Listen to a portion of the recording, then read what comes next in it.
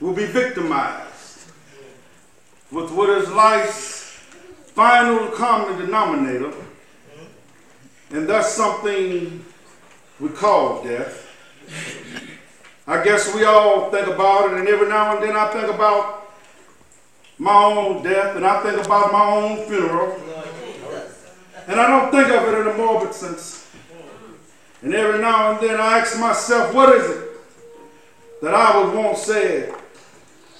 And I leave the word to you this morning. If any of you are around, when I have to meet my day, I don't want a long funeral. And if you get somebody to deliver the eulogy, tell them not to talk too long. And every now and then I wonder what I want them to say. Tell them not to mention that I had a Nobel Peace Prize. That's not important. Tell them not to mention that I had 300 or 400 other awards. That's not important. Tell them not to mention where I went to school. But I'd like somebody to mention on that day that Martin Luther King Jr. tried to give his life serving others. I want you to say that I did try in my life to clothe those who were naked. I want you to say that I did try in my life to visit those who were in prison. I want you to say that I tried to love and serve humanity. Yes, if you want to say that I was a drum major. Say that I was a drum major for justice. I was a drum major for peace. And I was a drum major for righteousness. And all of the other shallow things in life will not matter. I won't have any money to leave behind. I won't have the fine and luxurious things of life to leave behind. But I just want to leave a committed life behind. That's all I want to do. If I can help somebody, if I can show someone he's traveling wrong, if I can do my duty as a Christian, then my living will not be in vain. No, it don't matter now. It really doesn't matter what happens now. You know, I left Atlanta this morning, and as we got started on the plane, there were 6 of us. And the pilot said over the public address system, we're sorry for the delay, but we have the Dr. Martin Luther King on the plane. And to be sure that nothing would be wrong on the plane, we had the plane protected and guarded all night.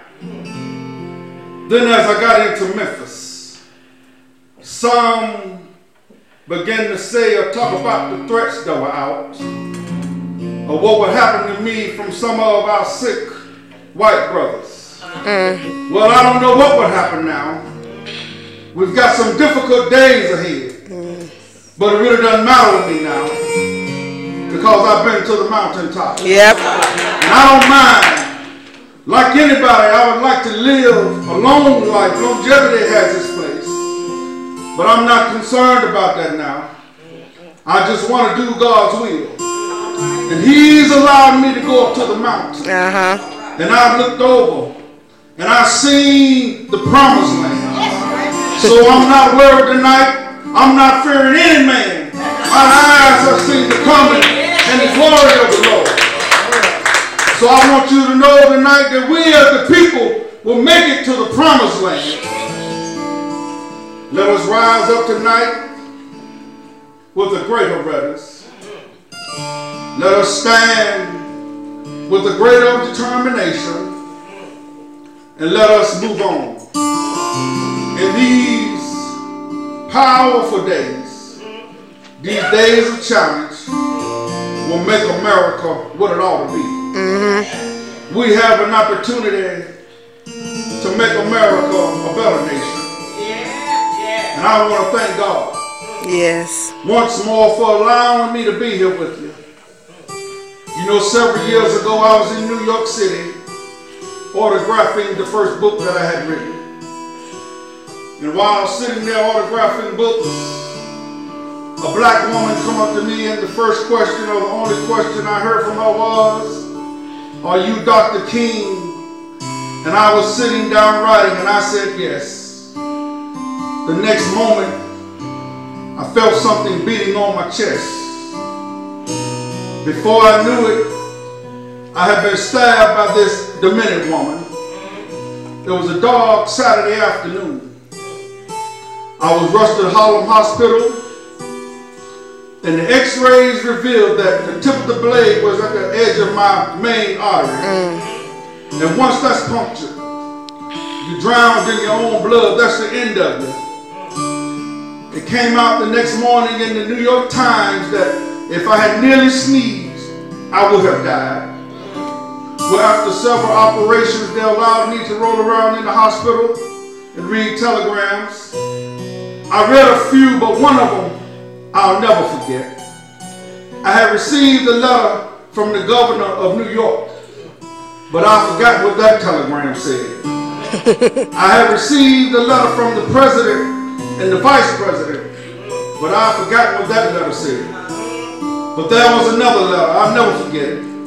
It came from a little girl, and it simply said, "Dear Dr. King, I am a 9th grade student at the White Plains High School.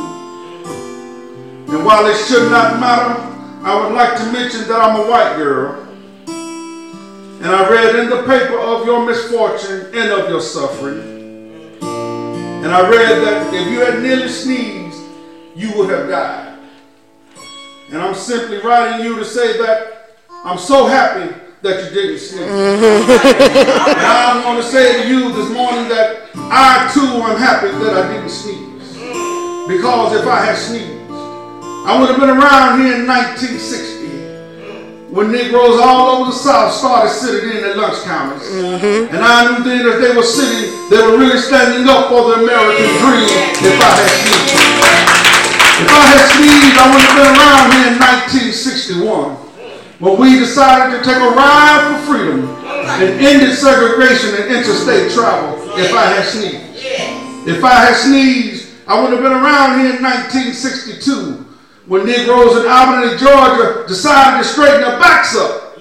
And whenever men and women straighten their backs up, they are going somewhere. Men can't ride your back unless it is them. If I had sneezed, I wouldn't have been in Selma, Alabama to see the great movement there if I had sneezed. I wouldn't have been around here later that year in August to try to tell America about a dream that I had. Oh, I'm so happy. Yes.